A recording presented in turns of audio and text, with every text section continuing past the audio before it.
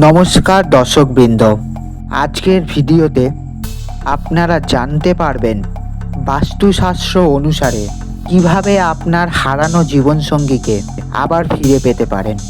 শ্রীকৃষ্ণের বলা এই তথ্যগুলো অবশ্যই মেনে চললে সকলেই সমাধান পাবেন।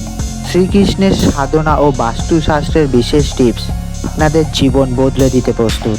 অবশ্য একটা কথা বলবো, ভিডিওটি শুরু করার আগে লাইক ও সাবস্ক্রাইব করুন, যেন ভবিষ্যতে আরও শুদ্ধ ও মূল্যবান জ্ঞান পেতে পারেন। প্রথমত, শ্রীকৃষ্ণের মন্দিরে বাঁশি ও পান নিবেদন করুন। এছাড়া নিষ্ঠা ও বিশ্বাসের সঙ্গে করুন। জীবনে প্রেমের প্রবাহ অটলভাবে শুরু হবে। বাস্তুদোষ নির্মূলের নিয়ম: বাড়ির দক্ষিণ দিকে লাল রঙের হালকা আলোকসজ্জা করুন। খুব বেশি লাল করবেন না, কারণ এটি রাগ ও উত্তেজনা বাড়াতে পারে। প্রতি বৃহস্পতিবার সূর্যোদয়ের সময় শুদ্ধ স্ফটিক মালা নিয়ে লক্ষ্মীনারায়ণ মন্ত্রটি 108 বার জপ করুন। এবং আপনার যদি জন্ম পত্রিকার গ্রহদোষ থাকে তাহলে মধু ও দুধ মিশিয়ে রুদ্রাভিষেক করুন এবং 16টি সোমবার ব্রত পালন করুন।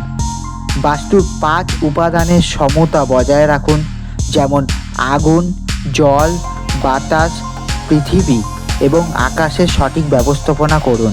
যেমন বাড়ির পূর্ব দিকে জলীয় উপাদান রাখুন। আকাশ ও বাতাস পরিষ্কার ও মুক্ত রাখুন। জীবনে শান্তি ও প্রেমের অভাব কমবে। মা দুর্গার প্রতি ভক্তি রাখুন। প্রতি শুক্রবার মা দুর্গার পুজো করুন। লাল কাপড় ও ওড়নি অর্পণ করুন। এতে বিবাহ পথ আপনার সুগম হবে। এবং বাস্তব রঙের গুরুত্ব করুন। গোলাপি ও লাল রং ভালোবাসার প্রতীক হিসাবে বাড়ির দক্ষিণ দিকের দেওয়ালে থাকতে হবে। এতে দাম্পত্য জীবনে প্রেম ও সাহচর্য বৃদ্ধি পাবে। এছাড়া রাস্তা পরিষ্কার ও ক্লাটার মুক্ত রাখুন, মানে বাড়ির মূল প্রবেশদ্বার পরিষ্কার ও সুন্দর রাখুন। আবর্জনা বা জামা কাপড় মুখোমুখি প্রবেশদ্বারে রাখবেন না।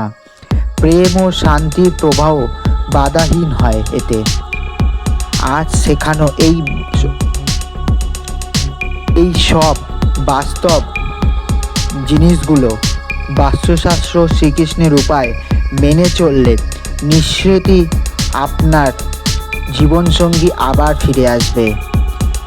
আপনার জীবনে ভালোবাসা, শান্তি এবং সুখ ফিরে আসুক, এই কামনাই নিয়ে আজকের ভিডিওটি আমি শেষ করছি এখানেই।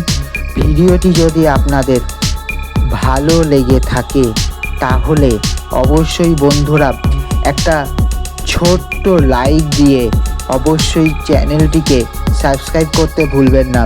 এবং যদি ভিডিওটি আপনার উপকৃত হয় অবশ্যই কমেন্টে লিখবেন জয় শ্রীকৃষ্ণ।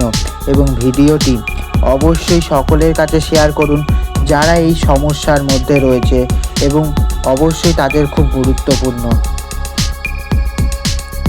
এবং আপনার অভিজ্ঞতাটিও কমেন্টে জানান।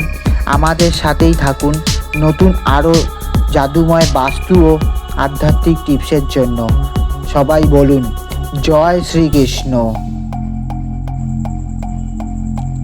জয় শ্রীকৃষ্ণ, জয় শ্রীকৃষ্ণ।